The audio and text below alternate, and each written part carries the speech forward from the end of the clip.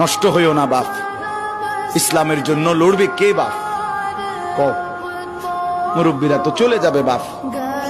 18 বছরের ছেলে, 20 বছরের ছেলে, 22 বছরের তাগড়া জওয়ান, তুমি নষ্ট হয়ে গেলে, তুমি চরিত্রহীন হয়ে গেলে, তুমি যদি সারাক্ষণ নারী ছাড়া, ছবি ছাড়া, মদ জুয়া অশ্লীলতা, তুমি যদি মোবাইলের আসক্তি ছাড়া চলতে না পারো, আগামী দিনে ইসলামের জন্য তুমি করবা কেমন, লড়বে কেমন?